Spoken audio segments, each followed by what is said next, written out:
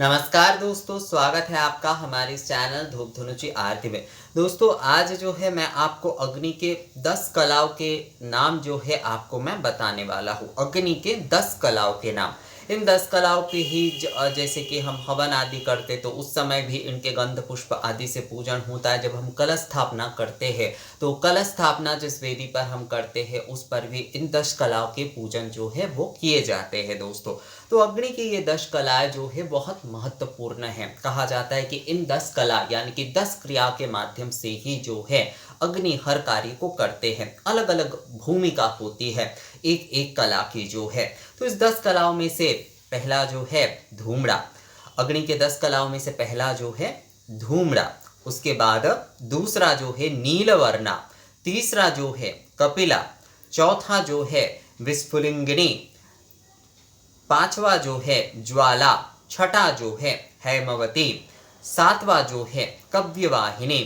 आठवां जो है हव्यवाहिनी। नौवां जो है रौद्री और 10वां जो है वो शंकर्षिणी है। तो ये अग्नि के 10 कलाओं के नाम है दोस्तों। तो पहला जो है धूम्रा है। धूम्रा यानी कि धूम्र आदि के माध्यम से, जैसे हम शुभ्र आदि धूम्र आदि, इसके ऊपर भी हम चर्चा करेंगे दोस्तों। किसे जो है अग्नि धूम्र जो है यानी कि अग्नि के जो शुभ्र धूम्र आदि के बारे में हमारे शास्त्र में क्या कहा गया है उसके बारे में भी हम जो है चर्चा करेंगे। तो धूम्र आदि के माध्यम से भी जो है वायु माध्यम से अग्नि जो है, अग्नि में जो कुछ भी हम दे रहे हैं, जो कुछ भी हम मान लीजिए नैवेद्य आदि सामग्री आदि जो कुछ भी हम अग्नि में प्रदान कर रहे हैं वो धूम्र माध्यम से ही जो है शुभ्र धूम्र पवित्र सुगंधित धूम्र माध्यम से ही जो है वो देवताओं तक पहुंच रहा है। तो अग्नि के पहले कला के नाम है धूम्र। दूसरे कला के नाम है नीलवर्णा। नीलवर्णा देखिएगा, अग्नि के एक कला जो होते मतलब अग्नि वर्ण जो होते वो नीलवर्णा होते हैं, एक जिसमें बहुत तेज माना जाता है, वो बहुत तेज पूर्ण माना जाता है। जब प्रथम अग्नि जब प्रज्वलित किए जाते हैं, अभी तो वैसे उस प्रकार से अग्नि प्रज्वलित नहीं किए जाते दोस्तों। पहले के समय में जिस तरह से एक पद्धति होता था, एक जो है पत्थर से दूसरे पत्थर को घिसकर, और जो है आज भी दक्षिण भारत में मैचेस आदि का कई जगह पर प्रयोग नहीं किया जाता। वहाँ पर एक बहुत प्राचीन परंपरा के साथ जो है दोनों लकड़ियों के माध्यम से जो है अग्नि उत्पन्न करके जो है ना अग्नि प्रज्वलन किए जाते हैं। वो पहला जो अग्नि होता है वो नील वर्णा होता है, वो अग्नि जो है। उसके बाद कपिला, तीसरा जो है कपिला। चौथा जो है विस्फुलिंगिनी। विस्फुलिंगिनी मतलब जो है अग्नि के जो मतलब बहुत शक्तिशाली होकर जब जो है अग्नि ऊर्ध्वमुखी होता है। उसके बाद पांचवा जो है ज्वाला। पांचवा जो है ज्वाला। ज्वाला मतलब तेज उसमें भरे हुए हैं। हैमवती जो है, हैमवती असल में जो है ये हैमवती जैसे देवी के नाम भी हैमवती है। इसे रक्त वर्ण की कहा गया है दोस्तों, रक्त वर्ण की जो है ना कहा गया है।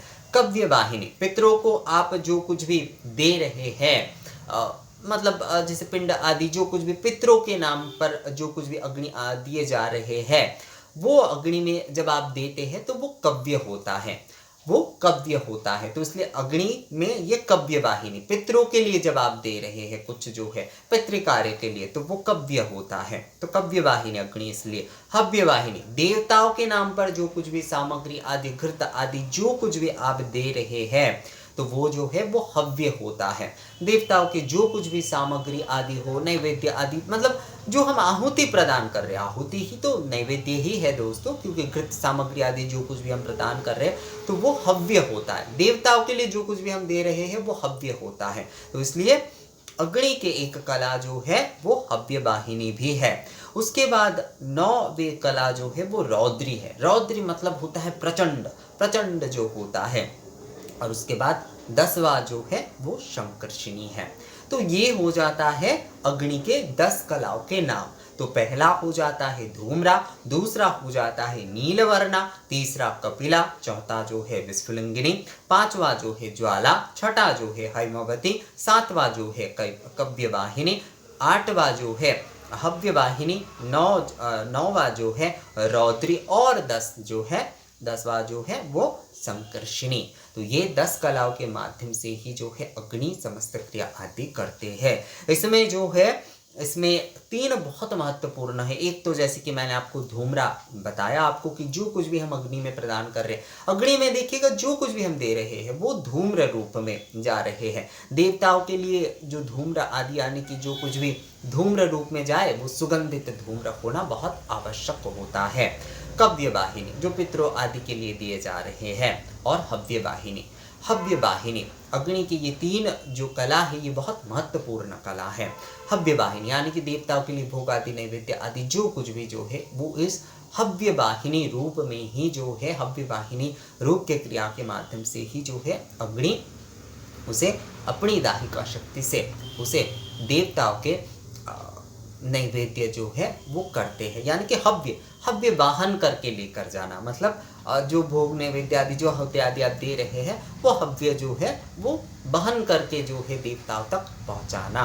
तो ये 3 जो है ये बहुत महत्वपूर्ण क्रिया हो जाते हैं। बाकी 10 तो कला है ही, धूम्रा, नीलवर्णा, कपिला, विस्फुलिंगिनी, ज्वाला, हैमवती, कव्यवाहिनी, हव्यवाहिनी, रौद्री और संकर्षणी। पर ये 3 जो है ये 3 क्रिया बहुत महत्वपूर्ण है।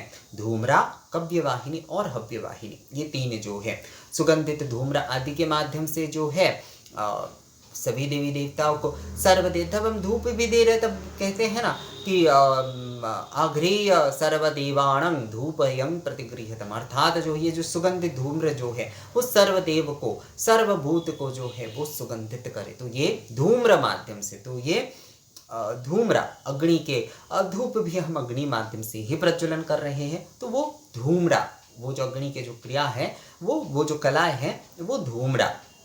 और कव्य वाहिनी जो पितरों के लिए, हव्य वाहिनी जो है देवताओं के लिए जो कुछ भी आप प्रदान कर रहे हैं। तो अग्नि के इन 10 कलाओं के बारे में मुझे लगता है आप लोगों को समझ में आ गया है। दोस्तों अगर इस बारे में आप लोगों का और कोई सवाल आदि है तो आप लोग मुझे कमेंट्स करके या फिर मेल करके पूछ सकते हैं। मिलते हैं आपसे अगली वीडियो में, तब तक के लिए नमस्कार।